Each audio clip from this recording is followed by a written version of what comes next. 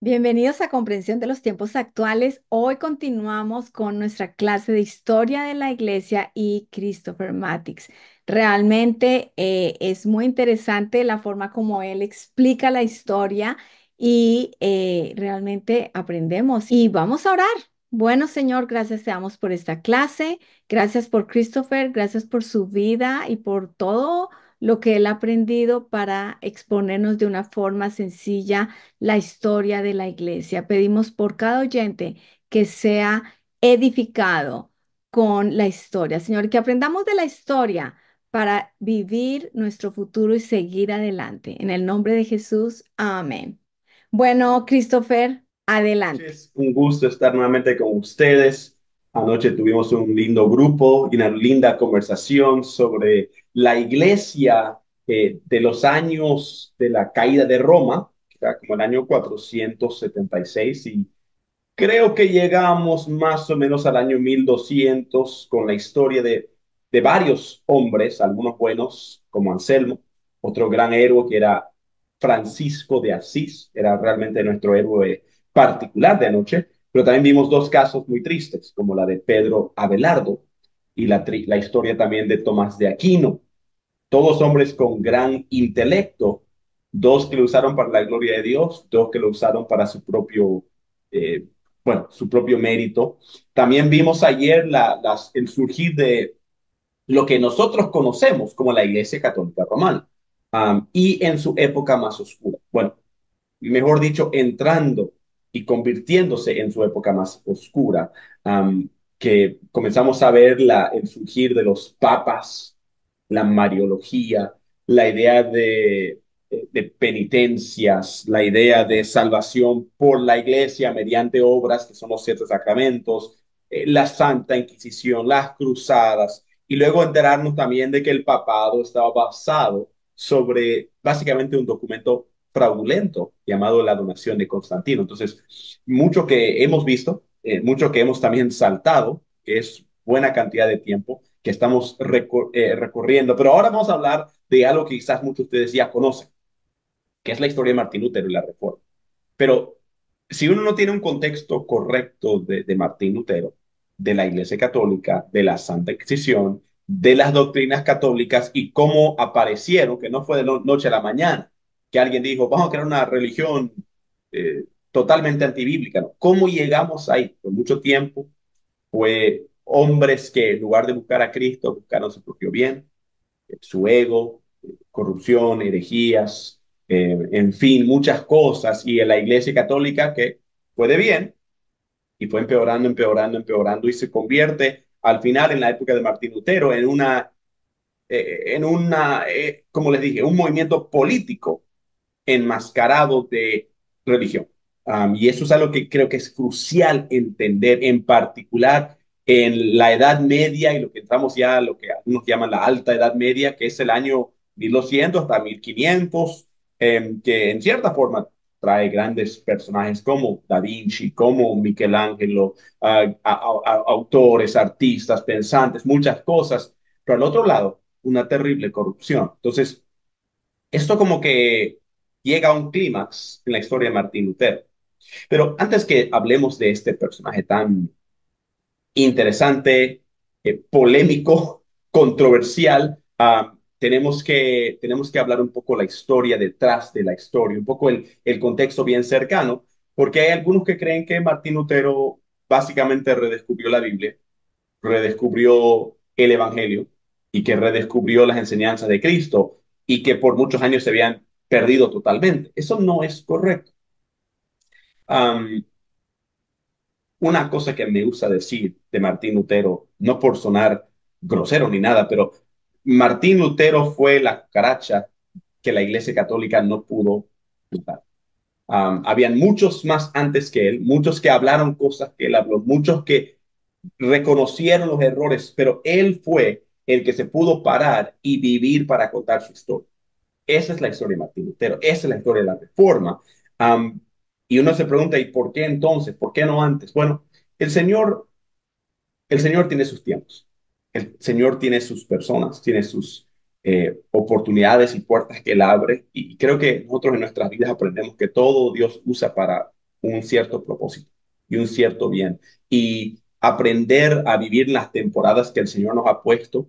Hay épocas en que la iglesia ha tenido tremendos movimientos impresionantes, otros momentos muy tristes y agobiantes, épocas de mucha persecución o herejía y otras épocas de mucha victoria, pero el Señor sigue siendo rey y sigue llamando a ser fiel a Él. Y también eso puede ser diferente tiempo o país que vivimos. Entonces, si usted vive, qué sé yo, en Estados Unidos o algo, de que la iglesia va decayendo y dice, ¿qué hacemos? Um, Muchos de ustedes viven en Colombia y sé que la historia quizás es diferente y hay todavía mucha expectativa y ánimo y saliendo en misiones y todo. Entonces, decir gracias a Dios, pero recordar que todo Dios lo usa para bien. Pero bueno, una época transformativa impresionante iba a llegar llamado la Reforma. Pero antes de eso, hablemos de la historia detrás, los precursores de la Reforma. Estamos en los precursores de la Reforma. Entonces, yo les dije ayer que había dos teorías sobre la historia de la iglesia. Uno de que la iglesia católica cristiana comenzó bien y luego se hundió en herejía y se convirtió en la iglesia católica que se dividió con la ortodoxa. Y entonces Martín Lutero viene y dice, no, están todos mal, yo lo voy a redescubrir. Entonces tenemos 300, 400 años sin una voz que enseñe correctamente la palabra de Dios y enseñe el evangelio. El problema con eso es que uno comienza a decir, entonces no había cristianos. Bueno, la otra teoría es que la iglesia sí tenía voz y habían muchos grupos pre-reformadores, ¿bien? Y son muchos grupos. Ahora, si uno lo lee históricamente, uno lo busca en Wikipedia o algo así, va a entender, estos eran unos herejes muy raros, creían cosas muy extrañas. Bueno, yo les mencioné, gracias a la pregunta del pastor de anoche, que el pastor Pablo, si no me equivoco, me preguntó si había un documento histórico sobre eso. Y sí, un hermano llamado Broadbent escribió un libro llamado La Iglesia Peregrina. Yo les mandé anoche el documento en inglés, el libro, y supongo que también existe en español. Yo lo he visto en español, pero no sé dónde lo pueden conseguir, hasta quizás en PDF. Pero él hizo la investigación y dijo, a ver, quiero ver si estos grupos que la Iglesia Católica llamaba herejes, qué eran sus creencias. Y estos grupos incluyen valdenses, cátaros, lolardos, husitas. Cuatro de los más conocidos, pero no son los únicos. Um, y entonces él comenzó a descubrir y decir, no, estas personas seguían a Cristo y estas personas tenían un problema con la Santa Inquisición, tenían un problema con la Mariología, tenían un problema con el papado, con la Eucaristía, lo que llamaban ellos que el pan se tornaba realmente en la carne de Cristo y todo eso. Entonces, Martín Lutero no fue el primero de ninguna manera. Ahora, muchos de ellos más tarde, cuando pasó la reforma, se unieron a los reformadores en el movimiento protestante y trajeron mucho bien. Entonces, yo tomo el punto de vista de que no es uno ni el otro, hay un híbrido aquí, que el Señor tuvo siempre su voz mediante todas las épocas, pero también durante el tiempo de la Iglesia Católica existían voces como la de Anselmo y como la de Francisco de Asís, luchando para dar luz en un mundo cada vez más oscuro, en un imperio que cada vez más dominaba y enseñaba herejía. Entonces, yo creo que ambos tienen peso. Ahora, lo interesante de esto es que la Santa Inquisición era algo que muchos no nos damos cuenta cuán fuerte era, qué extenso era, a cuánta gente afectaba. Y yo les dije ayer que era como el bulldog de la Iglesia Católica Romana. Según lo que entendemos de la historia, los inquisidores llegarían a un pueblo y dirían a la gente, bueno, tienen 30 días para entregarse. Y entonces gente venía, decía, yo soy un hereje, yo creo esto, yo creo otro, o entregar a alguien que tú conoces que es un hereje. Podía ser por cualquier razón absurda, pero bueno, tú le entregabas porque no te caía bien Juan de la esquina.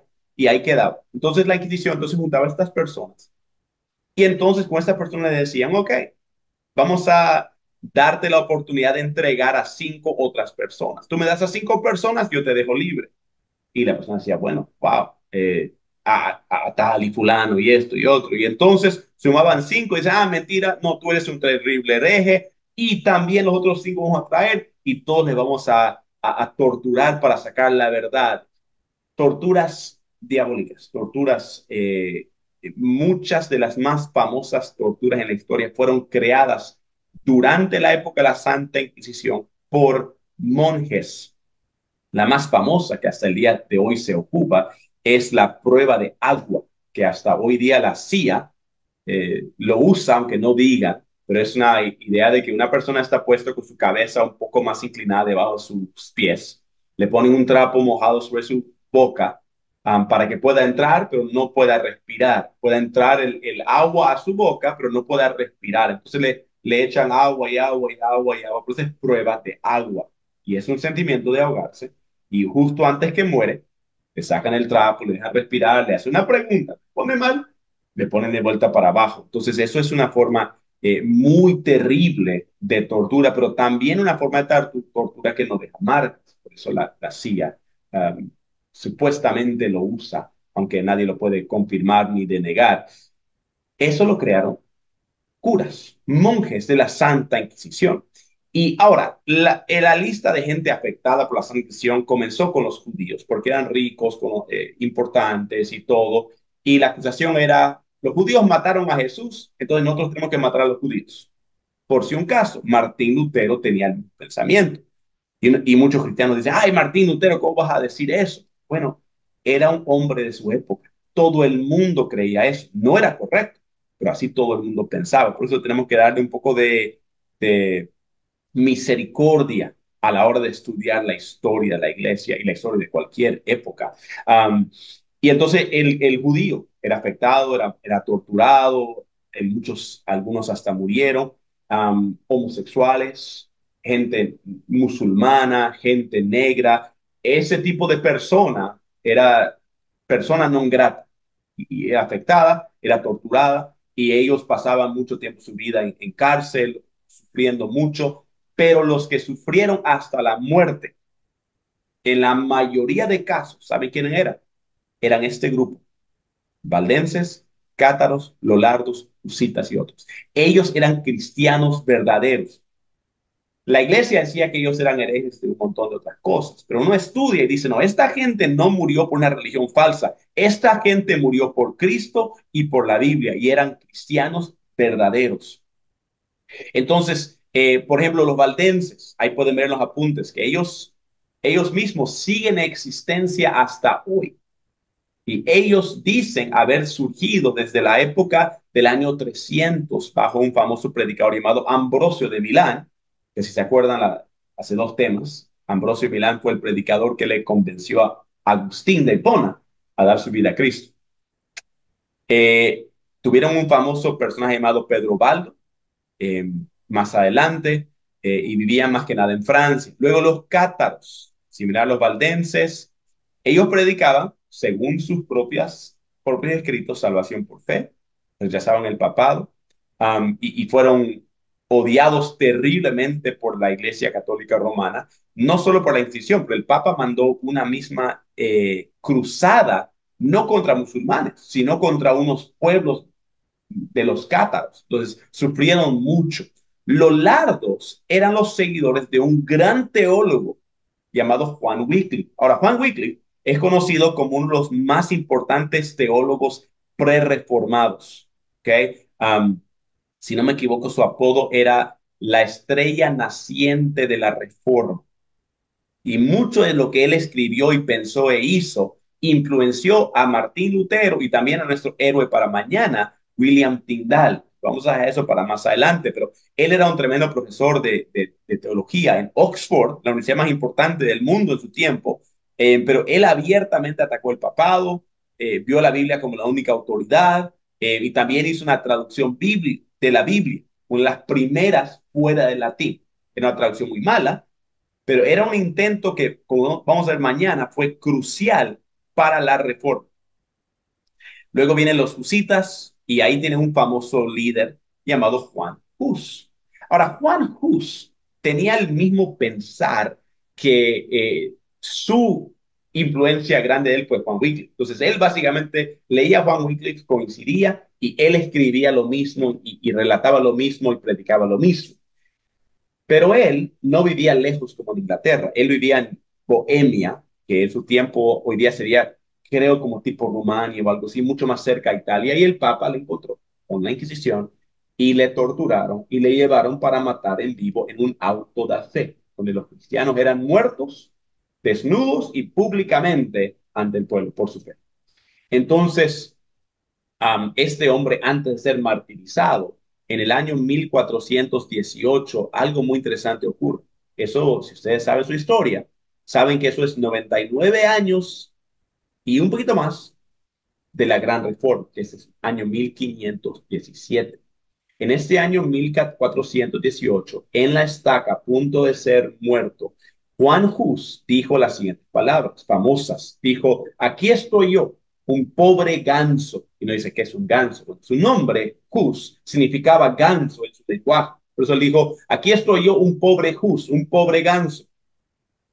Pero pronto después de mí comenzará a arder un fuego que no será, que no se podrá apagar. Como que él dijo, lo que yo estoy sintiendo, lo que la gente está sintiendo, pensando, el pueblo está enojado con la Iglesia Católica Romana porque sacan muchos impuestos, imponen muchas doctrinas falsas y llevan a la gente al infierno. Y él decía, ustedes me matan hoy, pero hay otros como yo y hay más como yo. Y vamos a seguir hablando, vamos a seguir escribiendo, vamos a seguir empujando y algún día tendremos nuestra libertad. Eventualmente ese hombre llega y ese hombre se llama Martín Lutero. A 100 años de esa declaración, yo diría casi profética de Juan Hus. Y tienen que entender que Martín Lutero para el pueblo alemán y para luego para Europa era el campeón del cristianismo. Era visto como el gran la gran oportunidad para finalmente zafarse de la jerarquía, burocracia, abusos y corrupción de la Iglesia Católica Romana. Entonces, bueno, antes de llegar ahora a la historia de la reforma, tenemos que contar quién fue Martín Lutero, porque no aparece nomás con su martillito y sus 95 tesis, y todo se acabó. No, hay una historia detrás y es una historia fascinante. Entonces, déjenme contarles una de mis historias favoritas en la historia de la iglesia, que es la historia de Martín Lutero. Bien, nació en un pequeño pueblo en Alemania, a una familia bastante, bueno, la historia es chistosa. Déjenme pausar un ratito. Martín Lutero era un tipo que le gustaba contar su historia, le encantaba hablar de lo que Dios había hecho en su vida, le encantaba a veces exagerar. ¿Han escuchado a alguna gente que cuenta una historia una vez y es así, y después le cuentan otra vez y es un poco más grande, un poco más grande, un poco más grande, un poco más enorme, un poco más increíble? Un poco así es la historia de Martín Lutero. A contraste, nuestro héroe de mañana, William Tyndale, odiaba hablar de sí mismo. Era una persona tan humilde y callada. Y me cuenta algo interesante, que Dios usa personas distintas para hacer grandes cosas. Y que uno puede ser introvertido y utilizado por Dios, y otro puede tener 10 dones y también ser utilizado por Dios, aunque sea bocón y muchas otras cosas. Martín Lutero era un tipo que tenemos que tratar de ver todo lo que él decía y lo que dicen sobre él y tratar de ver la historia detrás de todo eso. Y es una historia muy polémica. Martín Lutero es la persona más biografiada en la historia humana. ¿Lo escucharon bien? La persona más biografiada en la historia humana es Martín Lutero, porque es una historia fantástica, polémica y todo. Entonces, bueno, lo que yo creo detrás de todo es que Martín Lutero se creó una familia queriendo llegar a la clase alta. Pero en el mundo antiguo existían dos grupos, los pobres y los ricos. Los padres de Martín Lutero habían alquilado una propiedad de minas y estaban comenzando a surgir hacia ser ricos. Era muy difícil. Y la primera persona que lograron mandar a la universidad fue el prodigio de la familia, el joven Martín Lutero. Y le mandaron para que estudie eh, leyes. El propósito era decir, mira, todo nuestro dinero vamos a poner en ti, toda nuestra fe vamos a poner en ti, vamos a mandarte a la universidad, un tremendo honor en ese tiempo. La educación no era un privilegio. Perdón, la educación no era algo que todos merecían o podían tener, era totalmente un privilegio solamente para los ricos. Entonces, ellos invirtieron mucho en un joven Martín y entonces le mandan para estudiar leyes para que él vuelva y pueda hacer crecer la riqueza y el bienestar de esa familia de los luteros. Pero algo pasa. Un día, en el medio de sus estudios, aún yendo y viniendo a la universidad, él está, según entendemos, de vuelta a casa. Y volviendo a su casa, Martín Lutero entonces se encuentra con una llovizna, no llovizna, perdón, una lluvia torrencial. Hay relámpagos, hay nubes oscuras, hay truenos, hay lluvia cayendo terriblemente y él comienza a correr hacia su casa, cuando de pronto un rayo cae, según su testimonio, a 1 metro delante de él. Ahora, él no era científico y la gente antigua, pero no era tampoco tonta. Él sabía que un rayo pega el punto más alto. El punto más alto había sido un árbol cerca a él y no le pegó al árbol. Y el segundo punto más cercano y más alto, ¿cuál era? Era su cabeza. Y él se da cuenta, ese rayo era para mí. Y él se tira al piso en un miedo terrible. Y entonces él ora a la santa de su familia o la santa que él más respetaba dentro del catolicismo, que era Santa Ana, que hubiera sido históricamente conocido como la madre de María, no bíblicamente, pero históricamente. Y entonces él ora a ella y dice, Santa Ana, si me salvas de esto, me haré monje. Hace una promesa ahí mismo. Tienen que entender algo de Martín Lutero. ¿Por qué no oró directamente a Dios? Bueno, porque había una cosa muy interesante. Martín Lutero era un buen joven católico. Dios era alejado y enojado. Uno no tenía acceso a Dios. Uno tenía que ir por medio de las vírgenes o los santos o la iglesia o las plegarias y muchas cosas y esperar haber vivido una buena vida y al final ir al purgatorio y recién, con buena suerte y mucho tiempo, llegar al cielo. Algo que encontramos en la historia de Martín Lutero es que algo tan sencillo que la Biblia enseña, que nosotros enseñamos en la iglesia, mejor dicho, en la escuela dominical a los niños de 5 años, es algo que Martín Lutero nunca escuchó en su vida. ¿Cómo puede el hombre hacerse de reconciliarse con Dios? Esa es la pregunta. ¿Cómo puede un hombre, una mujer, un niño, cualquiera, cómo puede una persona reconciliarse con Dios? ¿Cuál es la salsa secreta? ¿Cuál es el método? ¿Cuál es lo que tienes que saber? Entonces, bueno, yo sé, obviamente lo enseño en la escuela dominical, a los niños, a los jóvenes, en la iglesia, todo el tiempo, que digamos el evangelio. Imagínense un mundo donde esa perla de gran precio, donde ese conocimiento tan básico se había desaparecido y se había puesto realmente a la venta. La iglesia da salvación mediante los sacramentos y tú te esfuerzas y nos das tu dinero y sigues nuestras normas y quizás tengas suficientes pedazos de gracia para poder llegar al purgatorio y eventualmente al cielo. Pero eso no enseñó Cristo, ¿no? Entonces Martín Lutero entendía solamente lo siguiente: Dios está enojado, Dios está alejado y debo rogar su misericordia mediante los santos y las plegarias y las obras. Eso es algo crucial en la vida de Martín Lutero. Tenemos que entender eso. Otra cosa de Martín Lutero es que él tomaba la vida muy en serio. No sé si han conocido personas así. Yo soy así. Yo soy alguien de 0 o 100. O estoy enteramente metido en algo o no me importa un pez, por así decirlo. Es como todo o nada. Martín Lutero, cuando creía algo, él lo tomaba absolutamente en serio. A él le habían enseñado, como buen joven católico, que así es la iglesia, así se hace, así es Dios. Y él tenía un terror. Para él Dios no era una religión, un concepto. Dios estaba ahí con ese rayo tratando de matarle y él dijo, el próximo rayo me mata. Santa Ana, si me salvas de esto, me haré. No.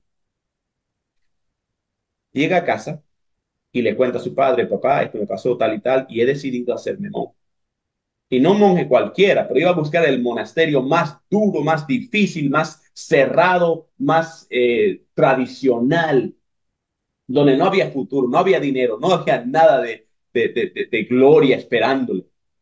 Y el padre, bueno, hay un dicho que, como dice, como tal palo, tal astilla, o dicen, eh, la fruta no cae lejos del árbol. El concepto de que tal como el padre es el hijo. Martín Lutero era una persona muy fuerte, pero también su padre. Se cuenta que una pelea tan épica, tan terrible ocurrió que Martín y su padre no se hablaron por años. Porque Martín dijo, yo he prometido a Dios y lo voy a hacer. Y el padre dijo, pero mira cuánto dinero he invertido en ti, lo vas a tirar todo, lo vas a botar todo por ir y hacerte un monje. Somos una familia que estamos tratando de llegar y aquí el prodigio hijo mío se está yendo. Pero Martín dijo, lo voy a hacer.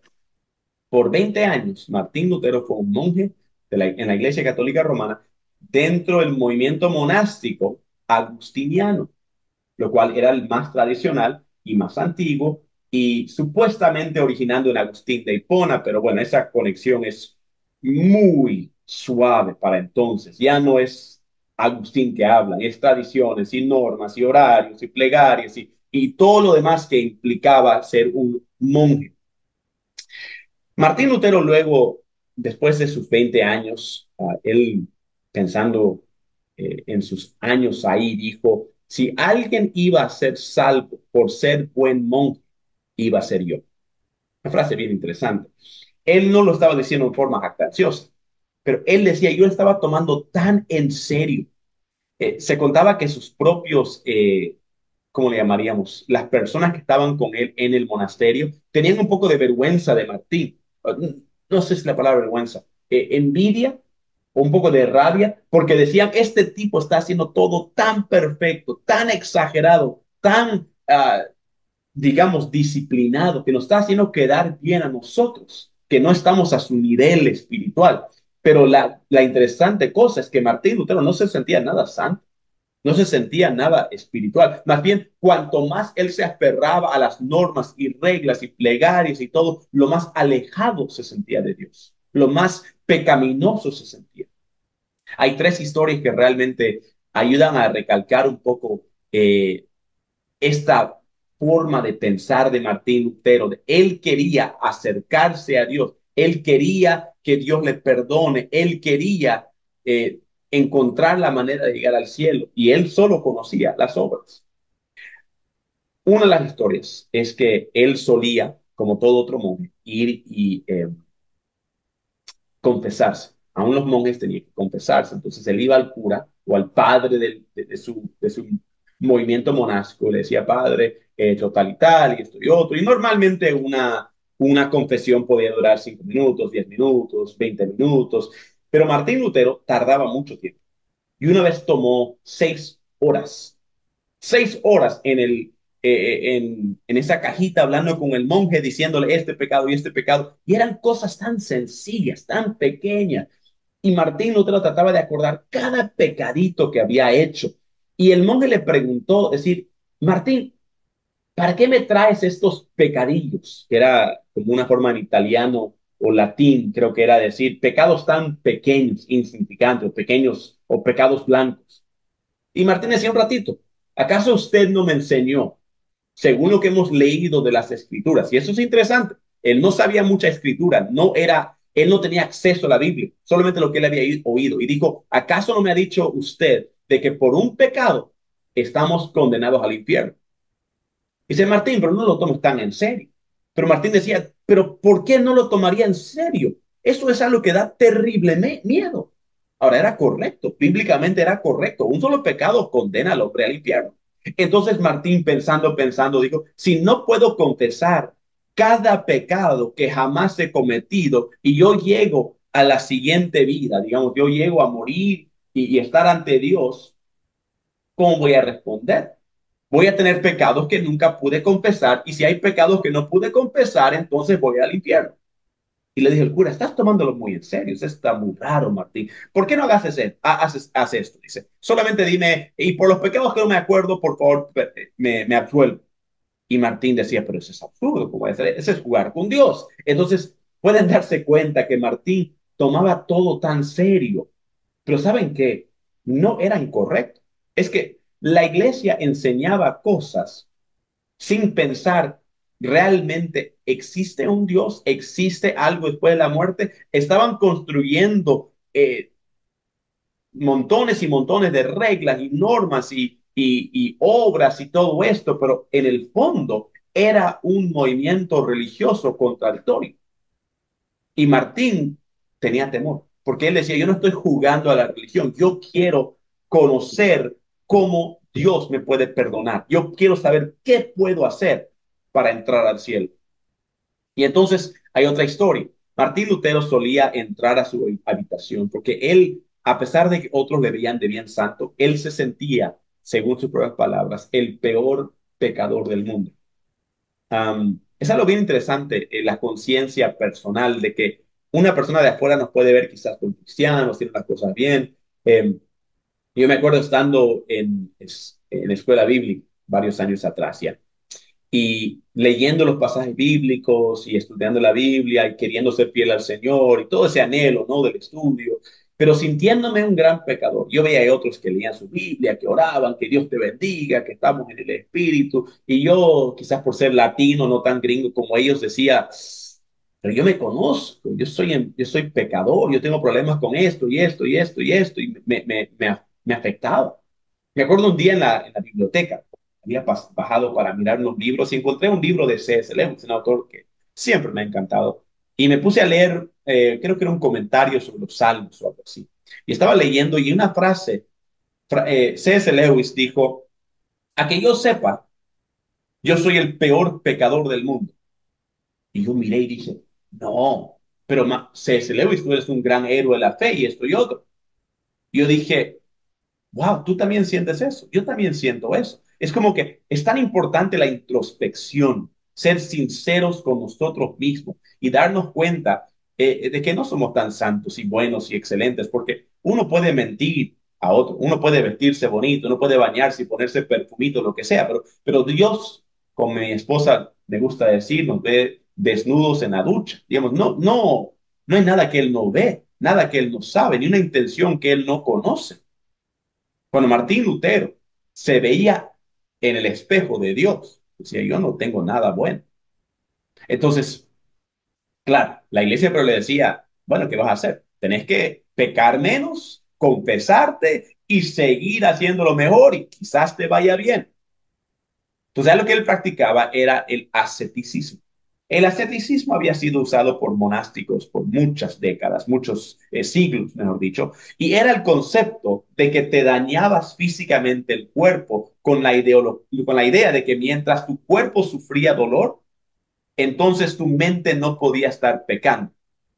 Por ejemplo, si yo estoy con heridas en el cuerpo, no voy a estar pensando en mujeres o algo así. Esa es la teoría, la idea. Pero el problema es esto, que cuando tú te dañas el cuerpo físicamente, caes en otro pecado. Y la Biblia dice que nuestro cuerpo es el templo del Espíritu Santo, ¿verdad? Entonces, en realidad, al salir del pecado, entras en otro pecado. Pero Martín Lutero solía entrar a su cuarto y cerrar la puerta y pegarlo fuerte y abría la ventana, incluyendo en el invierno demasiado frío que existía en Alemania, cuando entraba hasta nieve por la ventana y se sacaba toda la ropa y tenía látigos de cuero con pedazos de vidrio, de metal, de huesos, y él se ponía en el piso y comenzaba a decir oraciones, Ave María, Padre Nuestro, otras plegarias que había aprendido él como buen cura católico, y entonces se comenzaba a latigar la espalda y abrirse la espalda y sangrar por todo el piso. Imagínense algo tan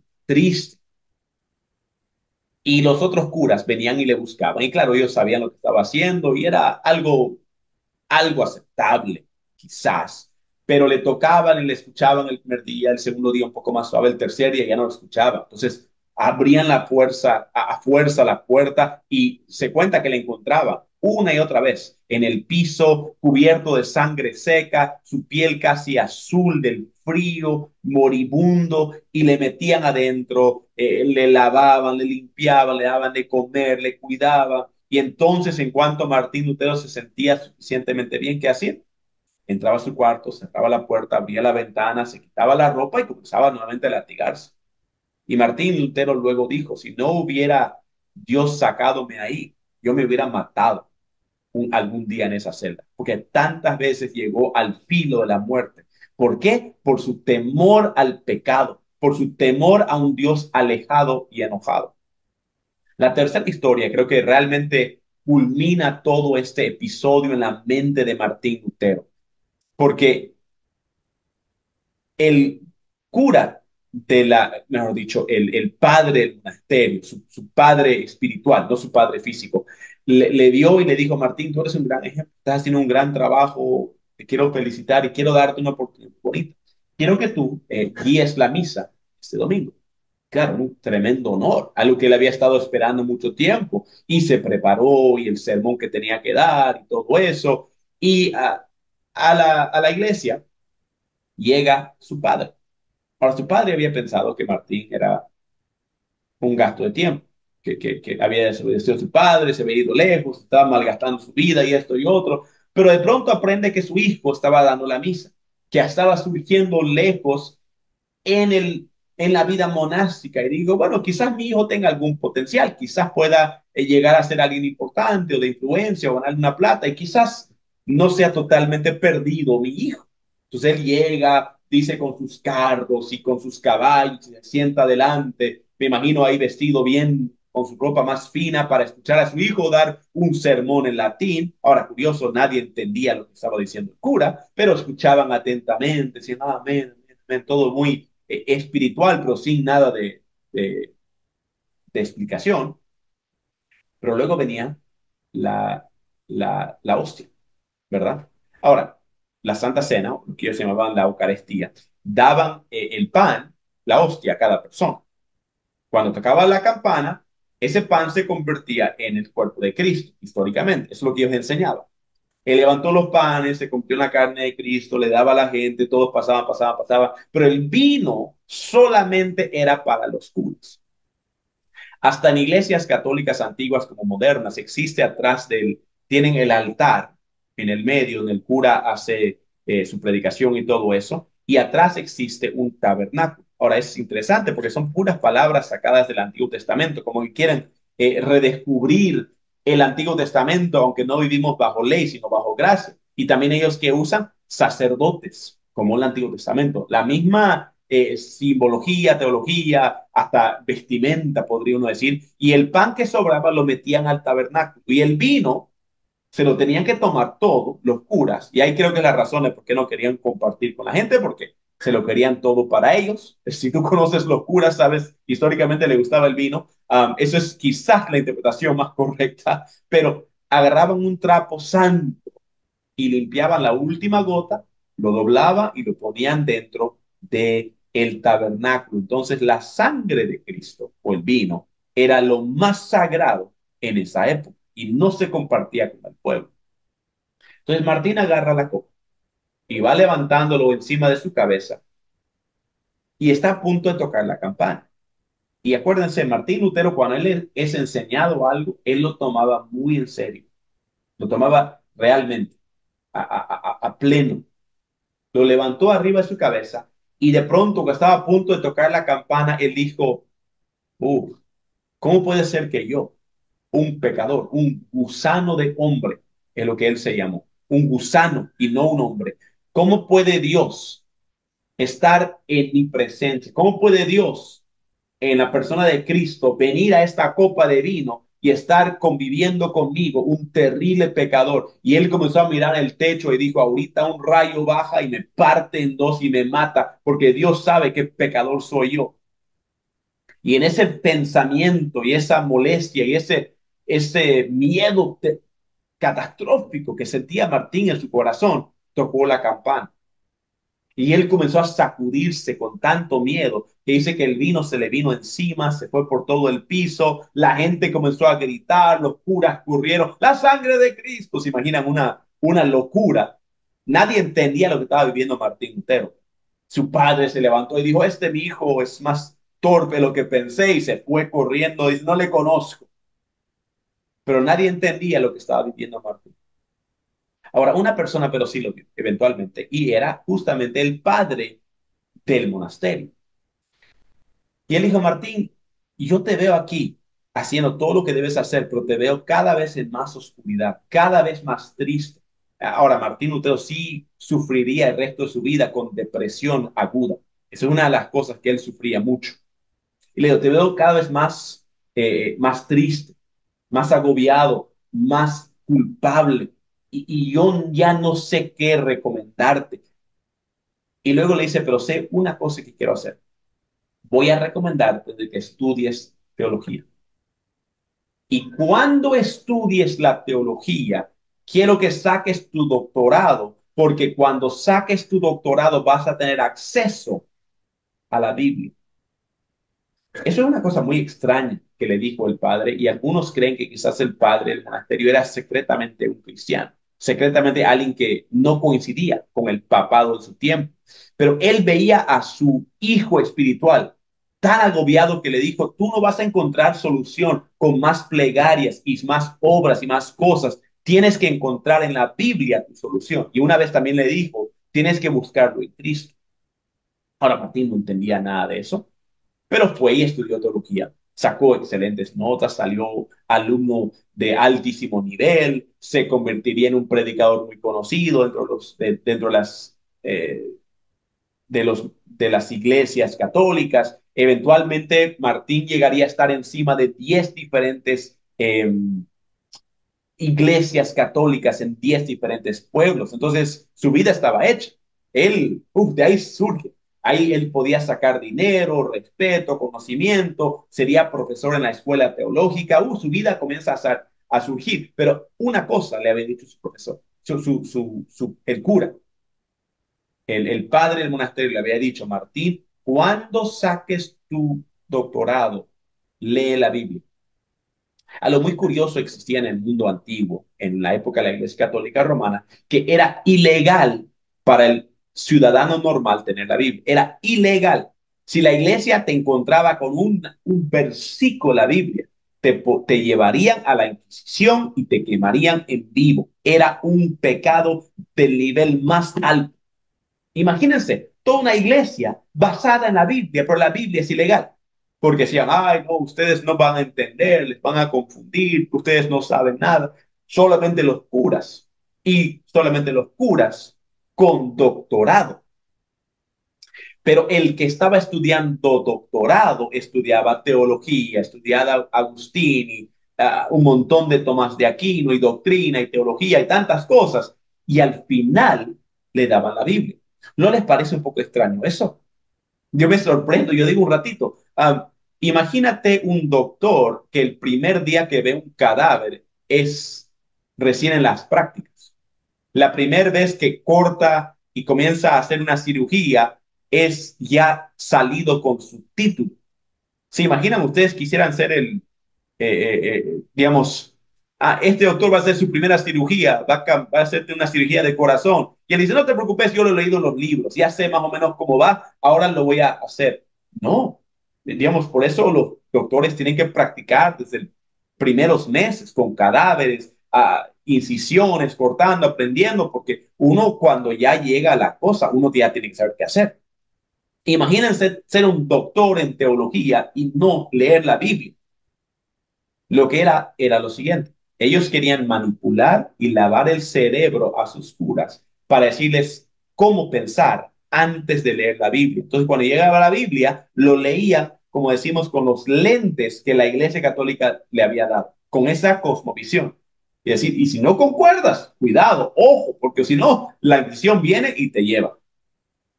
Esa es la forma en que se protegía, porque si en el pueblo no puede saber, los curas tienen que hacer caso y hasta los que tienen doctorado tienen que regir correctamente, porque ellos sabían que la Biblia contradecía la Iglesia Católica Romana. La Biblia era la cosa, el arma más peligrosa que la Iglesia Católica Romana tenía en su contra. Qué irónico. Un movimiento basado en la Biblia, pero haciendo ilegal la Biblia. Pero gracias al padre del monasterio, le dijo Martín, la Biblia es tu solución. Y él no lo buscó la Biblia con razones sediciosas. Él buscó la Biblia porque su alma estaba buscando, estaba herida, estaba sufriendo, estaba lleno de dudas y culpas. Y decía, ¿cómo puede un hombre acercarse a Dios? Y entonces abrió la Biblia. La versión que él tenía era una versión muy antigua, era la Vulgata que anoche mencionamos, una Biblia que no había sido traducida más de 1000 años antes. Buena traducción, pero muy caducada. A pesar de eso, él comenzó a ver algo diferente, algo nuevo, algo fresco. Y de pronto en el año 1516, un año antes de la Reforma, salió el Nuevo Testamento en griego. La historia es larga, pero en base es esta. Había un hombre dentro de la Iglesia Católica Romana muy alto, llamado Desiderio Erasmo. Y él quería ser un nombre para él mismo, quería ser conocido, quería entrar en la historia. Y él dijo, la Vulgata de Jerónimo es una traducción muy vieja, es en latín, es hace 1600 años atrás. El latín moderno es diferente. Y él dijo, yo soy un erudito, yo sé muy bien el griego, yo sé muy bien traducir, yo voy a proponerme con la autorización del Papa hacer una nueva traducción del latín a un latín modernizado. Y para defender mi trabajo, voy a añadir los textos griegos que estaban bien guardados bajo llave en el Vaticano. Y encontró el apoyo del Papa, en fin, iban a modernizarlo, no lo pensaron nada malo, pero el problema es que él tenía miedo que al publicarlo la gente hubiera dicho, no, pero yo no concuerdo, pero no, esa traducción no es buena, pero como uno sabe, ¿no? Siempre los críticos. Entonces él dijo, voy a adjuntar en la segunda mitad del libro la traducción del griego. Entonces él traduce el latín conjunto con el griego. Lo chistoso es que nadie le importó un peso el latín. El griego cambió el mundo. ¿Saben por qué? Porque ahora Martín Lutero, que había aprendido griego en la universidad, como todo otro gran erudito, y otros teólogos al otro lado del mundo, como William Tyndale y muchos otros, comenzaron a decir, wow, esto es el griego que nos dejó Jesús y Juan y Pedro y Pablo. Este es, aquí está. Nadie nos puede charlarnosla, ya nadie puede decir una cosa que otra cosa. Aquí está la evidencia, aquí está la fuente de evidencia. Y podemos ir directamente a las palabras de Jesús en el lenguaje puro y original y no adulterado por la traducción. Y también otra cosa es que el griego era un lenguaje que se mantenía moderno, porque los libros solamente era un lenguaje que se mantenía mediante libros antiguos. Entonces Martín lo podía leer y entenderlo perfectamente. Y cuando agarró él la nueva traducción de Desiderio Erasmo, publicado en 1516, de pronto sus ojos fueron abiertos. Y pasó exactamente cuando él estaba leyendo el libro de Romanos, capítulo 1, y estaba leyendo versículo 17. Porque en el Evangelio la justicia de Dios se revela por fe y para fe. Ahora, eso es interesante. Dice que ¿qué se revela? El Evangelio, porque en el Evangelio la justicia de Dios se revela. Ahora, en el original uno podría entenderlo así. En el Evangelio, primera palabra, ¿qué es el Evangelio? La buena nueva. El cómo el hombre puede llegar a Dios. Nosotros entendemos eso, la gracia es tan obvio, cualquier niño lo sabe, Martín Lutero no. ¿Qué es el Evangelio? El Evangelio comienza, como dice, en el Evangelio se revela que la justicia de Dios se revela por fe. Entonces, ¿qué se revela la justicia de Dios? Nosotros leemos justicia o no, ira de Dios. El Evangelio comienza con ira. El Evangelio nos dice, hay un Dios enojado, hay un Dios justamente enojado, y el hombre que se pare ante él, Dios le pregunta, ¿qué has hecho o por qué razón debo dejarte entrar en mi cielo? Y no hay nada que el hombre pueda hacer en todas sus obras o en toda su vida para merecer eso. No es un Dios que pueda ser o un juez que pueda ser sobornado. Es un Dios perfecto. Entonces, el Evangelio comienza con mala noticia. Dios está enojado contigo y no hay nada que tú puedas hacer. Eso entendemos por fe. Por fe sabemos que esto es la realidad. ¿Cómo sabemos esto que es cierto? Porque cada religión en la historia humana tiene el mismo inicio. Existe un Dios o dioses y ese Dios o dioses están enojados con el hombre. ¿Y cómo debe el hombre hacer para reconciliarse o ser perdonado por este Dios o estos dioses? Mediante sacramentos, los pilares de fe, obras, diezmos, dar dinero a los pobres, obras, por familia, por conocimiento, por un montón de cosas, pero siempre algo que el hombre debe hacer. Pero miren lo que dice Pablo. Y para fe. Entonces, por fe entendemos que Dios está enojado, pero hay otra cosa que entendemos por fe. Segunda cosa, como está escrito, más el justo por la, ustedes saben lo que viene, pero Martín Lutero no sabía lo que venía. El justo, ¿quién es el justo? El que se para ante un Dios perfecto y Dios le declara inocente.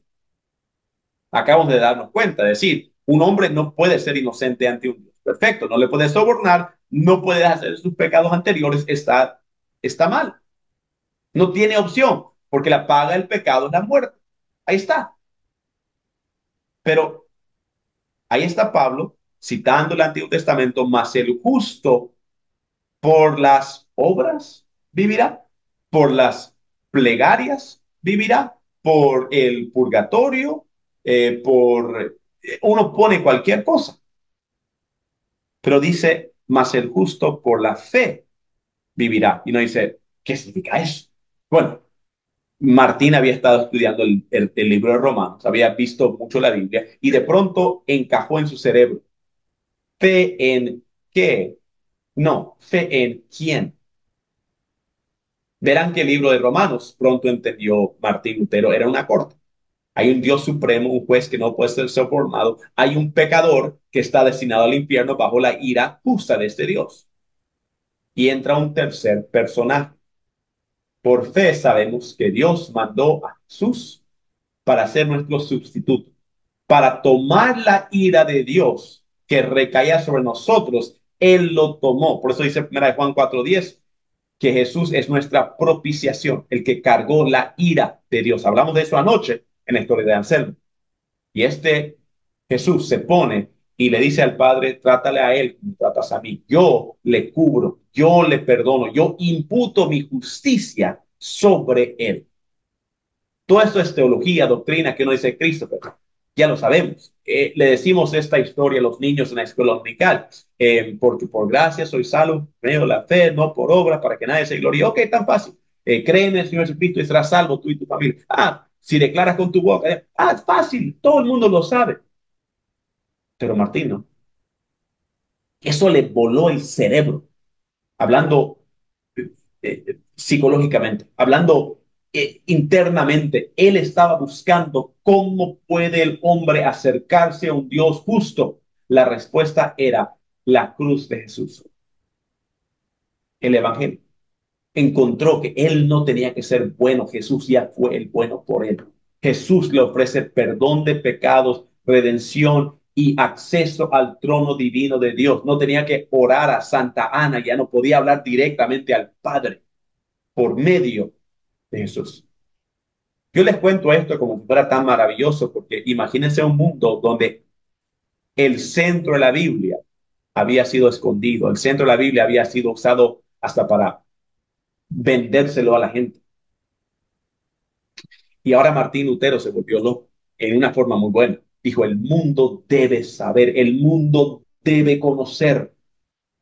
Una historia que brevemente comentaré es que en su época también, él tuvo la oportunidad de ir a Roma como cura, estaba bien emocionado.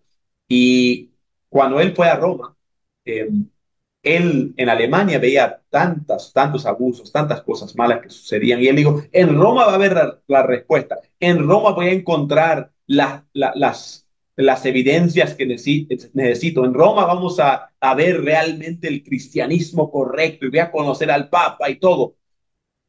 Y se cuenta que fue a Roma y encontró que ahí el pecado era peor, que ahí la corrupción era peor, que era la cuna de la maldición, que el cura era, que el papa era conocido por tener 35 esposas, perdón, niños ilegítimos, que los curas pasaban sus noches con prostitutas, de que todo estaba a la venta.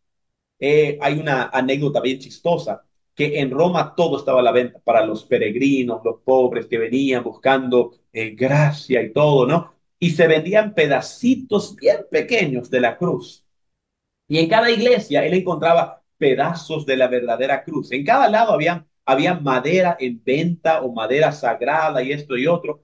Y él en su mente decía, madre mía, hay tanta madera que está en venta, tanta madera que todo viene de la cruz verdadera. ¿Será que no se equivocaron con el arca de Noé? Porque había tanta madera que estaba disponible. Y él se dio cuenta, todo es mentira, todo es fraude, todo es plata, todo es corrupción. Y Roma llegó a ser su gran decepción. Tiene que tener que Martín Lutero nunca quería separarse de la Iglesia Católica Romana. Él nunca quería hablar contra ella. Él escribió muchas cartas personales hasta el Papa mismo, tratando de decirle, esto es antibíblico, esto no está bien, se han alejado de la fe. Y un día, pero eh, eso vendría más tarde. Pero comienza un día, en un 31 de octubre, 1517, Martín Lutero se encuentra en una situación bien interesante. Ahora él ya está doctor en teología, doctor Martín Lutero. Él está encargado de, como dije, 10 diferentes iglesias. Tenían otra palabra, parroquias quizás sería, ¿ok? Y era un hombre de influencia, pero en el norte de Alemania, un lugar un poco alejado. Y el Papa había mandado por toda Europa estos vendedores de indulgencias. Ahora pasa que el Papa estaba necesitando plata, querían construir la Basílica de San Pedro, pero también el Papa gastaba dinero como agua y siempre faltaba. Entonces cobraban impuestos, hacían todo lo posible, pero la gente no podía dar más. Y en Alemania en particular estaban viviendo una hambruna muy fuerte. Y de pronto, el Papa se idea una cosa que van a vender indulgencias, que eran pedacitos de papel firmados por el Papa, que tú ponías un nombre, tú comprabas este documento, ponías el nombre de tu ser querido y entonces esa persona podía salir directamente del purgatorio y entrar al cielo inmediatamente. Era un pasaporte al cielo por $100. No sabemos el precio, pero era algo caro, pero accesible. Y entonces hombres iban por toda Europa vendiendo indulgencias, esas entradas al cielo. Y uno de ellos se llamaba Johann o Juan Tetzel. Y Tetzel llega a la parte de Alemania, que era parte de bajo la influencia de Martín Lutero, y comienza a vender indulgencias. Y Martín le dice un ratito, no me pediste permiso, ¿cómo vas a estar vendiendo estas cosas? Y él se enfurece y en una noche, el 31 de octubre, él decide que va a demandar un debate público con Juan Tex. Es decir, si tú quieres vender indulgencias, tú tienes que debatir conmigo. Y vamos a hablar de estos 95 puntos que yo tengo en contra de la venta de indulgencias, que llamamos las 95 tesis. Él las escribió todas, la llevó a la iglesia central de la ciudad de Wittenberg, que era en Alemania, donde él era el cura encargado, y con un martillo lo puso a la puerta, que era un acto bastante normal. Se ponían anuncios, muchas cosas, y la idea era que Johann Tetzel tenía que leerlo, estaba convocado a un debate público y si podía defender el purgatorio, las indulgencias, que el Papa podía perdonar pecados, todo eso, bien, venda indulgencias, pero si no puede, que se me vaya. Eso fue lo que Martín Lutero hizo, pero no pasó lo que pensaba Martín. Él se fue a dormir. Su amigo le gustó tanto lo que había leído en la pared, lo bajó de la pared, lo llevó a un nuevo invento que recién había aparecido hace unos 70 años, llamado la imprenta. Y sacó copia, copia, copia, copia, copia, sin pedir permiso a Martín. Y de pronto comenzaron a mandarlo por todo el mundo porque era de tanto impacto para este hombre. Y de pronto Martín se da cuenta que un documento que era para un hombre, para un solo debate, ahora había rondado el imperio y que para el final del mes se estima que había por lo menos una copia en la mesa del Papa. Y ahora Martín tenía que decidir, voy a pararme por la fe, voy a defender el Evangelio y la palabra de Dios, porque él ya había estado predicando abiertamente en alemán en sus iglesias a la gente de Cristo. Estaba predicando el evangelio puro. pero por estar lejos, por estar en una iglesia pequeña, pensaban no meterse en problemas. Pero ahora el Papa dice, Martín, si tú no, digamos, retractas todo esto, vas a ser conocido como un hereje y te vamos a matar. Y Martín tuvo una decisión. Dijo, yo no quería tener guerra con el Papa, pero ahora ¿qué hago? La razón que reconocemos a Martín Lutero es porque era un hombre que cuando tenía la decisión entre pedir disculpas, escabullirse, ponerse a un lado o pararse por la fe, a costa de perder todo lo que él tenía, amaba, de que su familia posiblemente sería encontrada y empobrecida, y él yendo a la Inquisición y ser degollado, toda la Inquisición iba a recaer sobre él. Tenemos que entender eso. Y él, enfrentándose con tan terrible decisión, decidió pararse por la verdad. Y en lugar de callarse, comenzó a escribir libro tras libro, tras libro, tras libro. Comenzó un movimiento que transformó a Alemania, eventualmente tradujo la Biblia al alemán y llevó a que los alemanes se levanten y se rebelen contra Roma y se independicen como el país de Alemania. Pero todo comenzó con un pequeño monje de Wittenberg que dijo, no voy a ser censurado, no voy a ser callado y no voy a dejar de pelear por las verdades bíblicas. Eso dio inicio a la reforma. Mañana vamos a seguir hablando de la reforma y cómo impactó Europa, pero la historia es una historia personal.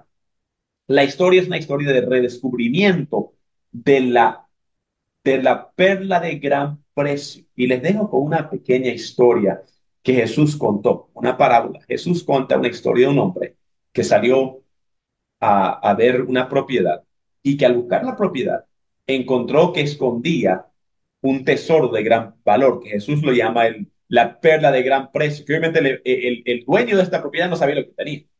Y el hombre dice, esta perla vale más que toda la tierra por 100. Sería tonto no comprar esta tierra. No lo compró por la tierra, sino por la perla que escondía. Entonces dice que el hombre rápidamente le pagó todo lo que el hombre quiso, le compró la tierra para poder tener la perla de gran precio. Nosotros tenemos la palabra de Dios y la palabra de Dios esconde en el mero centro un concepto, una idea. Vamos a hablar mañana de la idea peligrosa, pero en el centro de la palabra de Dios está una idea, y es el Evangelio, de cómo un hombre pecador puede ser reconciliado con un Dios justo y enojado. Y la respuesta es el Evangelio, la respuesta es Jesús. Pero la iglesia lo está tratando de censurar, de callar y de torturar a cualquiera que se atrevía a levantar la voz y contar esta historia. Ellos querían lucrar, querían contaminar, querían hacer todo lo demás. Pero Dios nos ha dado un regalo, nos ha dado su Hijo. Y eso es lo que tenemos que defender. Eso es lo que tenemos que saber, el valor de eso. Martín Lutero gastó 40 años de su vida, 20 como joven, 20 años de monje, buscando lo que nosotros le contamos a nuestros niños de 5 años en la escuela dominical. No lo dejemos, no dejemos que pensemos que es algo sencillo o pequeño. Es la perla de gran precio, es bueno, es el Evangelio. Qué bendición, qué cosa más enorme, qué cosa más grande. Y Martín Lutero dijo, por esto, en este monte yo planto mi bandera y este monte yo muero por esto. Y Martín Lutero tendría una tremenda lucha contra la iglesia y por la gracia de Dios terminaría casándose y muriendo en su propia cama, que nadie podría haber previsto. Por eso la historia de Martín Lutero tiene tantas etapas, tantas cosas para hablar. Si quieren leer un buen libro, biografía, comiencen con Martín Lutero porque hay tantas partes a contar, pero fue fiel al Señor. Y dijo, cuando él encontró algo tan precioso, dijo, nadie me lo quita eso, nadie me lo quita. Bueno, con eso terminamos el tema para hoy y mañana seguimos un poco más y William Tyndale. Gracias, Christopher. Muy interesante pensando en la personalidad de Lutero. Es muy interesante pensar, ¿no? Cómo era él así. Y quería saber si de pronto tú en algún momento habías conocido a alguien así en tu vida a nivel personal que tú hubieras pensado, uy, este de pronto así era Lutero, digamos, pensando en esa preocupación por su relación con Dios, Mm. afligido por su pecado. Una gran pregunta. Un poco de su personalidad, quizás mi profesor una vez me dijo, que había estudiado bien en profundidad Lutero, dijo, si hay una persona en la historia de la iglesia que quizás no te hubiera gustado conocer, hubiera sido Martín Lutero, porque era una personalidad tan fuerte, era un bulldog, él todo lo que creía lo tomaba al 100%, era tan quizás exagerado o al límite o tan duro. Se contaba que él cuando tenía debates teológicos, él no perdía, era muy fuerte, pero Martín Lutero se equivocó en varios puntos, pero los puntos que acertó eran los más cruciales y uno de ellos fue sobre la gracia. Entonces, era quizás una personalidad, como dicen, un perro con un hueso que no lo quiere soltar y lo tiene. Un poco así es la personalidad de Lutero, según más o menos entendemos. Y sí he conocido algunas personas así. Yo mismo, como dije, tengo un poco de eso, que todo o nada. Espero que no sea tan bruto como él, pero Dios usa a todos.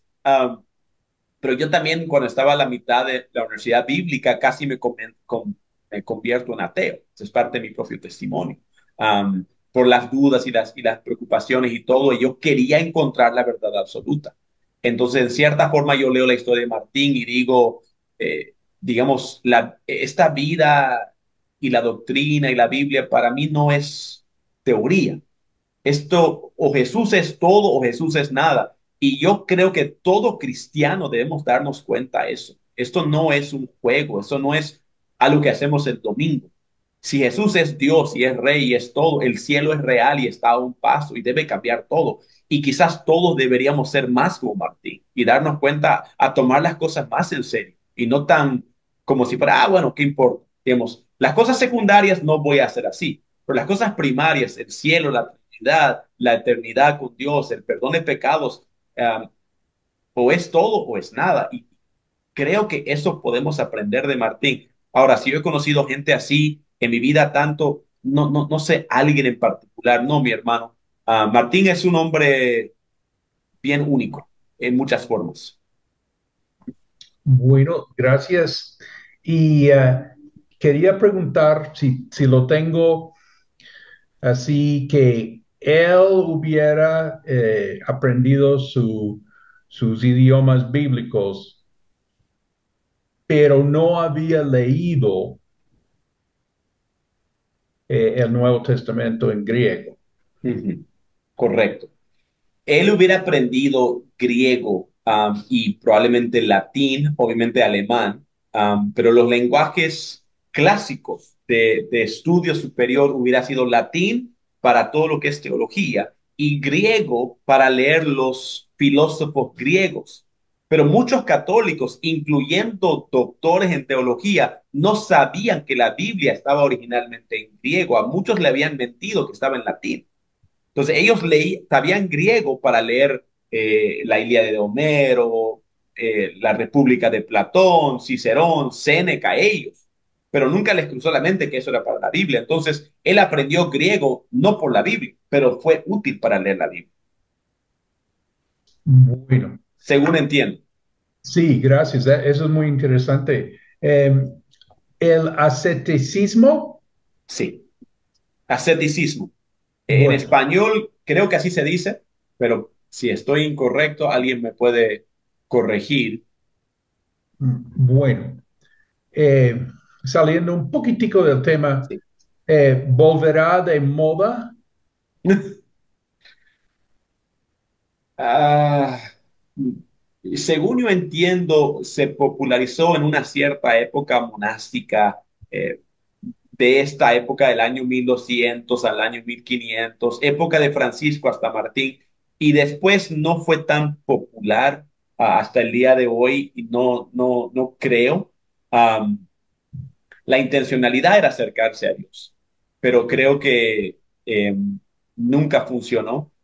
Y no creo que jamás fue tan popular. Siempre fue una cosa un poco extraña y un poco de los locos, de los curas bien celosos por Dios, pero nunca fue tan abiertamente aceptado, no creo.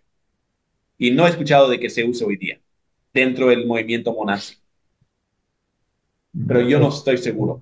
O fuera. Bueno, Dentro del cristianismo, nunca he escuchado dentro del cristianismo y como digo, creo que sería un pecado contra el cuerpo de uno. Como Dios dijo que es un templo del Espíritu Santo, creo que yo no puedo encontrar un razonamiento para eso bíblico personalmente. pues bueno, cierto que ellos veían que cuando Jesús dijo mejor ir al cielo ciego o sin Ujú. una mano que ir al infierno enterito. O sea, ellos tenían ¿Verdad? sus bases, pero obviamente eso no era. Bueno, eh, Sí, sí, sí. estaremos pendientes porque estamos viendo muchas cosas volver Ok, de épocas ok. atrás. Quería preguntar su opinión de los judíos. Mi opinión, los judíos. No, Bueno, no, yo, De de Lutero. Lutero, de Lutero. Lutero era un hombre de su tiempo. Yo no creo que le puso ningún tipo de pensamiento extra más allá de lo convencional en su época. La posición popular de la época de Martín Lutero era que los judíos habían matado a Jesús y los judíos merecían morir. Entonces la idea de que la iglesia había reemplazado a Israel. Entonces, básicamente, la teología del reemplazo no es una doctrina moderna, es una idea antigua católica, que la iglesia reemplazó al judío. Luego, los ingleses usarían la misma idea de que los ingleses reemplazarían a los judíos, muchas cosas. Entonces, Martín Lutero, yo creo que no hay que ser tan duro con él, porque él sencillamente estaba copiando la postura popular de la Iglesia Católica Romana. Y tenemos que entender que Martín Lutero tuvo que redescubrir muchas cosas, como la lectura bíblica, el Evangelio, cómo hacer iglesia. Digamos, él fundó, gracias a su esposa, la primera escuela dominical. Entonces, para él todo era como recrear la rueda. ¿Cómo, dónde hacemos? ¿Cómo comenzamos? Y hay algunas cosas que nunca llegó a realmente cuestionar, como el trato a judíos y como también el bautismo de adultos en lugar de a niños. Fueron dos cosas en particular de que él nunca realmente cuestionó, pero debía haber cuestionado. Pero no, su postura era básicamente la católica. Entonces, cuando alguien le acusa a Martín, yo digo, sí, se equivocó, al igual que el otro 99.9 de personas en su tiempo. No sé si eso responde la pregunta. Bueno, gracias. Sí, echen mucho en la cara, ¿no? Mm, Las declaraciones de él muy fuertes muy contra fuertes, muy eh, fuertes. los judíos. Eh, Nosotros tuvimos una conferencia hace poquito donde se hablaba mucho sobre la guerra contra los campesinos, ¿no? Ok. Ah, Parece sí, que sí, sí, sí, está muy de moda criticar bueno, al cristianismo y a Lutero por eso. sí. ¿Cómo lo ve? Ese es otro punto. Cuando se levantó el pueblo alemán para independizarse, tenemos que entender que el movimiento fue del pueblo. Martín Lutero hizo un movimiento espiritual y gente vino a Cristo, pero al mismo tiempo la reforma también fue empujada porque gente estaba con hambre, gente estaba inundada con impuestos, gente quería libertad. Entonces, no todos estaban buscando solamente un bien espiritual. La mayoría del pueblo quería un bien físico y veían que sus patrones, que los líderes no eran alemanes, eran italianos, que sus amos y donde el dinero iba era a Italia, no a ellos. Y entonces ellos decían, queremos un cambio, queremos un cambio. Y entonces Martín Lutero se encontró en una situación muy difícil, porque él se había aliado con los príncipes alemanes y también tenía una influencia muy fuerte sobre el pueblo como su campeón y quería derrumbar a la iglesia católica. Y entonces algunos decían, hay que ir a guerra, hay que destruir todas las iglesias católicas, hay que matar a todos los curas, hay que mandar a los soldados. Y muchos príncipes alemanes querían también hacer eso. Y entonces Martín Lutero se encontró en una situación de decir, yo estoy aquí para predicar a Cristo, no para enseñar guerra o ir a matar a personas. Pero Martín también no sabía qué hacer. Ahora entiendan, en el mundo antiguo, la iglesia estaba casada con el gobierno. No había otra forma. El Islam como el catolicismo estaban casados siempre. Él no podía imaginarse una iglesia independiente del Estado. Entonces él decía, bueno, si la iglesia católica va a las cruzadas, supongo que también nosotros debemos ir a guerra contra ellos.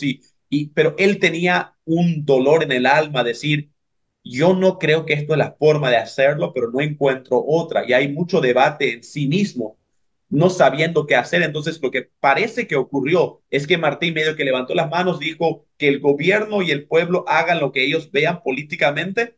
Yo me pongo aquí y yo predico el evangelio. Y luego comenzó a ver cómo masacraban a personas, cómo la guerra civil ocurrió, cómo hubo una masacre terrible. Y Martín entonces luego entró y dijo, no, este es sangriento, ¿qué están haciendo? Que muy lejos, pero ya era muy poco, muy tarde. Pero luego yo me pregunto, era un hombre de su tiempo, era un hombre que solo conocía una forma, que era la iglesia y el Estado juntos. Lo que hubiera sido más correcto es lo que hicieron luego los anabautistas, es decir, nos vamos a desligar totalmente del gobierno y solo seguir a Cristo. Y eso fue más correcto. Pero tienen que darse cuenta, eso también era mucho más riesgoso y mucho más difícil. Y nadie lo había hecho por miles, bueno, por cientos de años.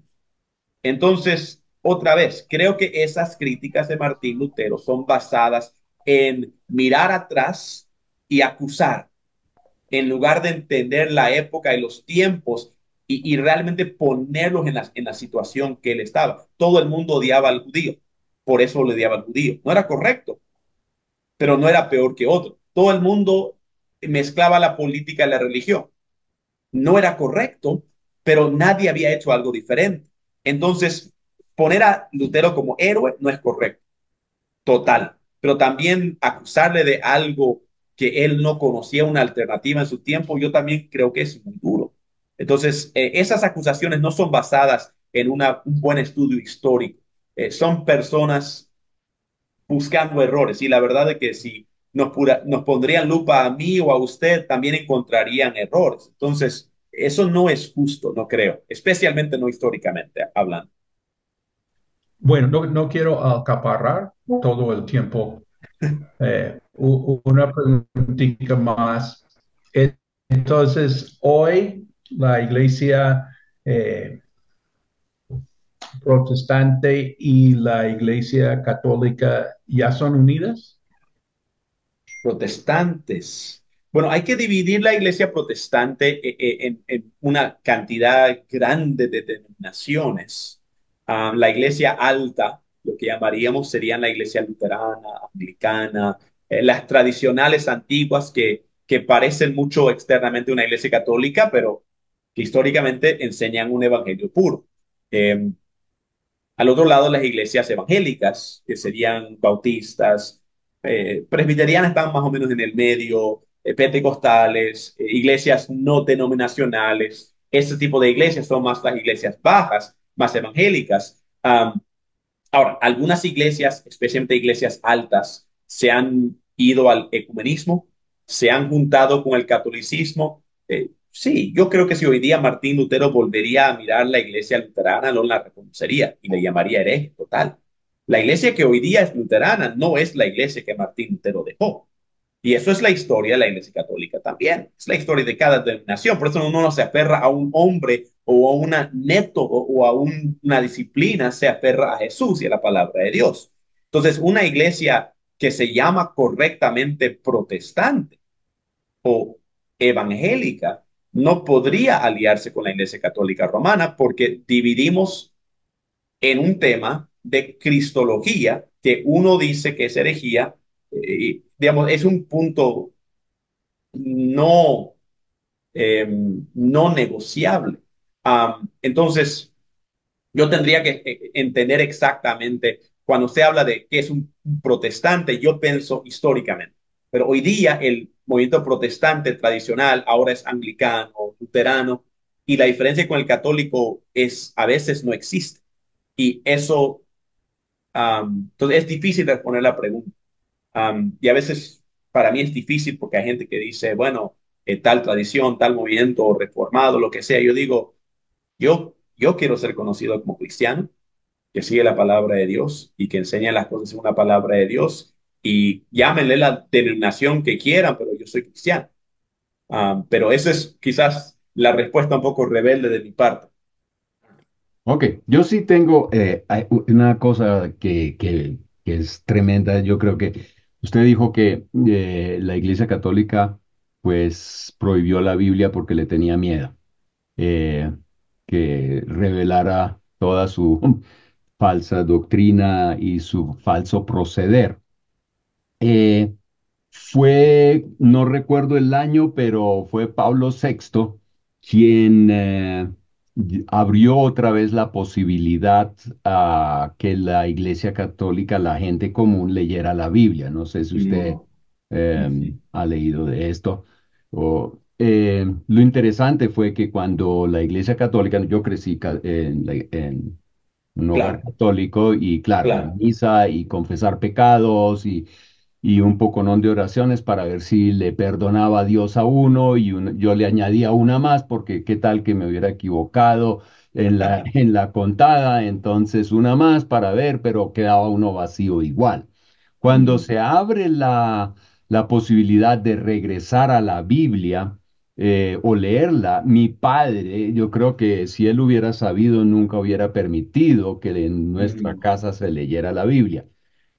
Nosotros hacíamos una especie de devocional, primero con un montón de cosas, pero cuando se abre la posibilidad a la lectura de la Biblia en una Semana Santa, nosotros en esos devocionales, yo creo que eran de 7 minutos, creo que los tenía contabilizados.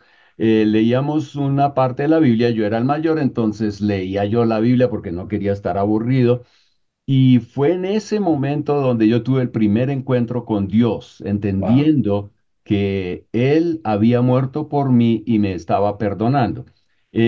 Pero nadie estaba ahí para como Guiarle. capitalizar ese tema, fueron Mm, años más tarde, pero es interesante notar que es en el caso también de Lutero, cuando él tiene acceso a la Biblia, él tiene un encuentro con Jesús y su vida cambia. sí. Yo no sé, ¿qué fue lo que motivó a Pablo VI a abrir la Biblia otra vez como posibilidad para leerla? Y claro, en ese contexto, un punto más es que hoy la iglesia evangélica, en todos los colores que existen, uno ve que hay una anorexia en cuanto a Biblia o a veces una falta de predicación de la palabra de Dios. Amén. Y yo no sé si esto es tontería o es pereza o es simplemente un ataque también del enemigo a que no prediquemos la Mm, Biblia y después no obtengamos los resultados que nosotros queremos. Gente religiosa sí, pero no gente que nace de nuevo. Ahora, la amén. primera pregunta es, Pablo VI, ¿sabía lo que estaba Sí. haciendo y por qué lo hizo? Y qué diría usted a raíz de esta historia de la Reforma? Ujú. ¿Y dónde estamos hoy con la Biblia y las consecuencias para nosotros hacia el futuro? No sé Son si me hago dos, entender, pero aquí... perfectamente, Ok, dos excelentes preguntas. La primera, el nombre supongo, el Papa Sexto, ¿verdad? Pablo Pero VI. Pablo Sexto. Ahora, lo que yo entiendo es que detrás de las escenas en la Iglesia Católica Romana, los que empujan y mandan no son los papas, son los cardenales. Por eso siempre le gusta tener un hombre bien viejito, manipulable, que cuando se pone medio molestoso, desaparece. Bueno, claro, ahora tuvieron que jubilarlo porque ya no sabían qué hacer con él. Ese es otro tema. Entonces yo estaba recién en Roma Y ahora hay dos papas, uno que está vigente, uno que está jubilado, que nunca existió en la historia. Siempre un papa que se pasaba mucho era muerto. Pero bueno, el cardenal que estaba detrás de volver a poner la Biblia en las manos de los católicos comunes y corrientes fue el que llegó a ser el penúltimo papa, Benedicto que 14, ¿verdad? O 16, siempre me equivoco con los números, ya son muchos. Pero él de cura o de cardenal era Ratzinger. Y Ratzinger era el que escribió los documentos fuertes y convenció en el segundo concilio vaticano de 1960 y algo, de que la Biblia debería ser traducida al lenguaje común, leída en el lenguaje común y predicada en el lenguaje común y animar a la gente a leer sus Biblias. Esto fue demasiado controversial. Yo no sé cómo convenció a los curas, porque uno se da cuenta. Martín Lutero peleó por eso. Eso fue la razón de por qué Martín Lutero fue, digamos, excomunicado y trataron de matarle y tantas cosas por esta misma cosa. Entonces uno se sorprende en demasía, pero parece que Ratzinger era el peso pesado. Ahora Ratzinger luego se hace papa y Ratzinger escribió una serie de libros sobre Jesús de Nazaret. Yo no los leí, pero tuve un gran amigo mío que los leyó en completo y dijo, la teología ahí, la historia está correcta. Me dice, yo no sé, pero me parece que este hombre es cristiano. Sí. Algo extraño tiene. Quizás el mejor papa en los últimos 1000 años que ha tenido la Iglesia Católica Romana, empuja que la Biblia esté en el lenguaje común, moviendo ese concilio, aunque el papa le pone su sello, el que mueve es el cardenal. Y luego como papa, él era cardenal, entonces él no se dejaba pisotear por los cardenales. Y es quizás por eso que le hicieron jubilarse cuando vino la explosión del pedofilia y los homosexuales, tenían que culpar a alguien, pero había mucha lucha interna. Ahora, yo hablo solamente por testimonio que he escuchado de algunos que han vivido, conocen ahí la situación interna, porque siempre presentan, ay, que el Papa, que todo perfecto, a lo que muchos no conocen, que la Iglesia Católica Romana tiene más divisiones denominacionales que todas las denominaciones cristianas juntas. Hay católicos que odian al Papa, otros que son socialistas, otros que son pentecostales, otros que son un poco de todo, pero presentan que son unidos. Pero hay mucha politiquería interna. Y el Ratzinger estaba al corazón de mucho de eso, pero hizo bien. Bueno, Entonces, sí, yo digo sí, siempre que si un cristiano, tenemos que ser inteligentes. Si vamos a hablar con un católico, Dios le dice, sabes que en el segundo concilio te animan a que tengas estudios bíblicos en tu propio lenguaje. ¿Por qué no hacemos una? Es como una entrada para hablar de la palabra de Dios. Entonces, eso más o menos la respuesta. Y la segunda pregunta me gusta mucho, pero no sé si tiene una respuesta para mí y después yo respondo la segunda, mi hermano.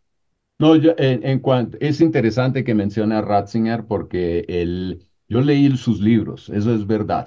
Mire usted. Yo sí leí los libros, es un estudio de Juan y es fantástico. Yo digo, Wow. uno a veces, yo lo leía y yo dije, ahora haga el llamado para convertirse, pero cuando Amén. pensaba que haga el llamado para conversión, entonces Ahí le lo- metía asuntos de la tradición y de la iglesia ya. y ahí la Así le mete. embarraba. Ok, ok, ok. Entonces, Yo nunca lo leí. Yo nunca lo leí. pero en sí lo que era el acercamiento a la Biblia misma, yo dije, wow, él lo hace muy bien, solo que las conclusiones otra vez, ya él él Qué es o pena. era católico y claro, entonces siempre mezcla eso ahí al final de cada capítulo y eso es lo que hace mal. Pero es interesante que digamos, se haya abierto la opción a la Biblia y esa ah, que cambió la vida de Lutero, cambió mi vida y yo creo que ha Mm, cambiado la vida de miles y millones, amén. eh, se haya abierto esa posibilidad, pero que Sí, también hoy, tristemente, en nuestras iglesias evangélicas ya parece que no le damos el lugar. sí. Y esa sería mi Eh, sí, pregunta y número 2. yo quisiera hablar a eso un ratito aquí, porque sé que ya estamos ahí en buena hora también. Es un muy importante punto, mi hermano. Una cosa que tenemos que aprender de la historia es que los grandes movimientos, los grandes avivamientos, nos gusta usar la palabra avivamiento, que cada cosa, que esto, que otro, que el espíritu, pero el avivamiento real es algo que afecta a una generación y luego la siguiente y la siguiente. Es algo multigeneracional, es algo que no llena la iglesia una noche, llena la iglesia para la generación. Es algo gigantesco. Y hemos visto esto, como en la reforma fue un avivamiento. Uno ve el avivamiento en Estados Unidos, hubieron dos, y fue un cambio gigantesco. Estados Unidos sale del gran avivamiento, la conexión es gigantesca. Vamos a hablar de eso en diciembre y vamos a hablar de Jorge Wick, la conexión es tremenda. Y eso es la clave. Los grandes avivamientos se basan en predicación expositiva. Predicación expositiva.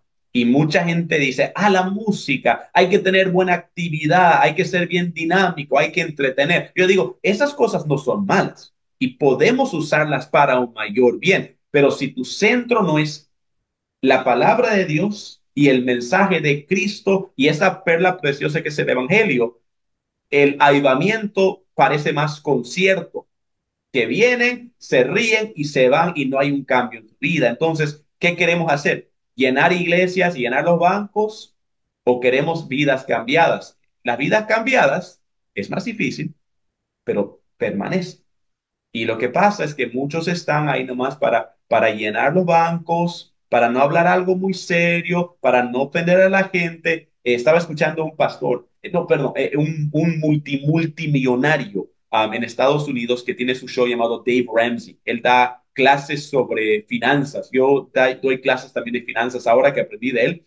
Y una cosa que una vez llamó un pastor, le llamó, le dijo, señor Dave, yo soy un pastor y he estado sirviendo al Señor varios años y tengo tantos años y he estado juntando mi platita, comprándome propiedades, porque mi deseo es poder seguir predicando, pero no cobrar a la iglesia nada. Y Dave dijo, wow, eso es increíble. Y dice, y tú estás bien cerca, quiero felicitarte. ¿Sabes qué? Más pastores deberían hacer eso porque serían mejores pastores. Y el pastor le dijo, pero ¿por qué dice eso? Porque no estarías tan preocupado de llenar los bancos, estarías más preocupado de predicar la Biblia. Es algo interesante, que a veces por no quedar mal, por no hablar muy fuerte, por no pisar los pies, terminamos hablando al coro en lugar de hablar lo que el Señor quiere. Los grandes avivamientos comenzaron con predicación expositiva de la palabra de Dios. Eso me marca a mí mucho, porque no es fácil, no es conveniente muchas veces, pero es lo que la historia y lo que el Señor manda, yo creo. Fantástico, muchísimas gracias, de verdad que sí, porque al dejar la Biblia vamos a entrar y ya estamos ahí con indulgencias evangélicas, y entonces ya la salvación no es por gracia, sino por platica, Ujú. para sostener todo ese show que tenemos ahí. No, gracias. Tener cuidado. Y subrayar el tema de predicación expositiva, que Sí, eso sí, es correcto. algo que tristemente no se ve hoy y tenemos que recuperar eso lo más rápido posible y que Dios nos Sí, ayude. Muchísimas gracias. sí, así es, hermano. A mencionar que también soy de la época y de crianza católica.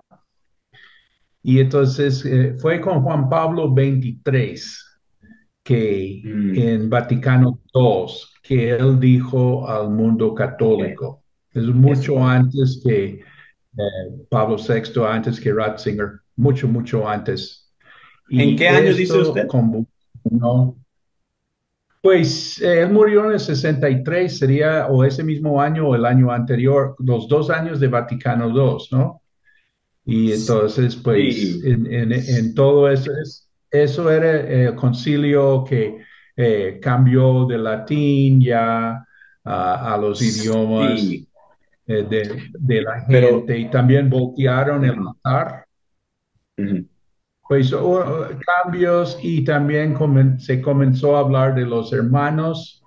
eh, separados, o sea, referirse a Ujú, los protestantes, ujú. ¿sí? No como herejes, sino como hermanos apartados. O Extraviados, algo sea, así. todo Sí, esto por alejados, sí, por Juan Pablo, sí. perdón, Juan 23, John 23, Bueno, Juan ya. 23. Ahora, Y Ratzinger sería la nació en el pregunta, año... Siga, hermano, siga.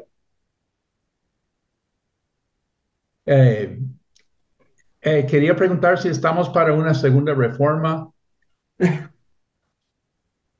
Eh, porque enseñar que las bendiciones son cuando uno tiene que pactar, ¿sí? mm, O em, sea, ¿qué diferencia la iglesia hoy con la iglesia católica hace 500 años con Lutero en ese ujú, aspecto? ¿Qué diferencia realmente hay? ¿O estamos en lo sí. mismo? Sí. Primeramente, lo que mencionó del Papa Juan Pablo, el que estaba, creo que estaba de cardenal en ese evento, ya estaba Ratzinger, porque él nació en el año 1927. Entonces, él sería cardenal, pero todavía no papa. Eso es lo que yo entiendo, pero podría estar mal. Am, si estamos necesitados de una segunda reforma, yo creo que depende mucho en qué denominación estamos. Creo que hay muchos grandes peligros hoy. Creo que hay muchas herejías hoy. Algunos han dicho que estamos en la nueva era de las herejías. Creo que hay un gran peligro. Yo personalmente lo veo con Evangelio de Prosperidad. Creo que es un peligro. Creo que hay un peligro en legalismo en muchas iglesias también, que estamos aferrándonos a tradicionalismo en lugar de la palabra de Dios. Hay muchas cosas y yo pienso que en la época de Martín Lutero hubo una reforma porque hubo una iglesia. La una iglesia era la católica y era la única y todos los otros estaban muertos de hambre básicamente. Hoy día es algo diferente y quizás es más como Apocalipsis y las siete iglesias, que cada movimiento tiene su debilidad, pero también tiene las cosas que deben cambiar y necesitamos personas que dentro de ahí se levanten para reformar, para decir, ¿dónde está mal esta iglesia y cómo volver a la palabra de Dios? Yo vengo de iglesias que sufrimos mucho con legalismo, sufrimos mucho con tradicionalismo, bien, unas iglesias bien culturalmente tradicionales, mucha exposición bíblica, pero harto aquí, no mucho aquí. Entonces, esa es mi gran carga en mi espalda de ayudar a las iglesias a tener visión, alcanzar la generación, volver a la palabra de Dios y que sea viva. Pero si yo estaría en otra denominación, diría, bueno, estas son las cosas que quizás tenemos que conversar, estas son los lugares que estamos quizás fallando y eso es algo que creo que ese es el trabajo de un buen pastor, un buen líder, un buen predicador, el ver el error y cómo la palabra del Señor nos vuelve a redarguir y corregir y volver a la edificación de la palabra del Señor. Entonces, yo no sé si una reforma general funcionaría porque estamos ya tan divididos por temas secundarios. Um, pero no sé. Al mismo, misma pregunta si va a haber un avivamiento. Sería una tremenda bendición. Pero no soy profeta, entonces mejor no me meto en problemas. No, muchas gracias. Muy bien, muy bien, muy bien. Esto da tema para más, pero bueno, el tiempo sí se nos acaba y también tenemos, ¿qué tenemos mañana, Christopher? Mañana vamos a mirar lo que siguió un poquito la historia de Martín Lutero, pero no tanto su historia, pero qué pasó en la Reforma, cómo arrasó no solo Alemania, pero toda Europa, y después la importancia de Inglaterra. William Tyndale, un tremendo héroe de la fe que yo creo que es más importante que Martín Lutero, pero menos conocido. Y luego cómo se llevó a los puritanos, a la fundación del movimiento misionero. Hay muchas cosas que salen de ahí. Vamos a dejarlo un poco a medias, pero eso es la reforma inglesa, William Tyndale, los puritanos. Muy bien, gracias, Christopher, gracias, Pastor Juan Marcos, Pastor Pablo, muy buenas preguntas. Esto da para mucho más, pero bueno, tenemos suficiente para meditar, procesar y seguir investigando. Entonces, seguimos adelante, los esperamos para la próxima sesión, pero también recuerde Comparta, comparta estas enseñanzas, póngale un me gusta, sigamos adelante, que todo el mundo aprenda. Y en esto estamos juntos. Que Dios le bendiga.